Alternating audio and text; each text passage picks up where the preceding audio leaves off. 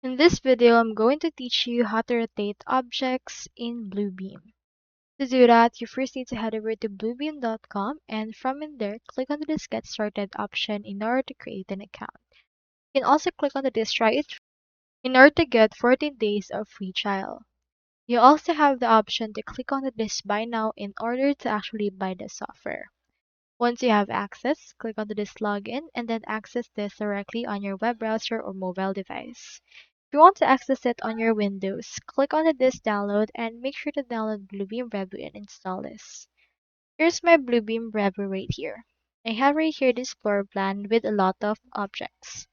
So on this case, you just need to click onto the select tool and then select the actual part or the actual object that you want to actually rotate. I have in here this. So in order to rotate it, you just need to click onto the blue rotation handle that will appear right there. So it should be a blue circular handle with green P that appears above the selected markup. Here we have this. As you can see, the actual mouse icon has changed into rotation as well. Just hold and then rotate it to the right or to the left and then choose right here the angle that you want to add it. As you can see, it's been rotated just like that.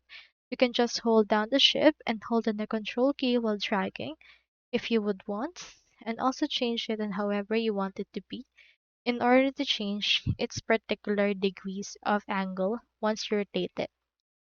So you can also use the properties panel right here, and into this case, scroll down, click on layout, and onto the layout right here, you can change the X and Y to change its actual dimensions as well as the rotation right here is as well.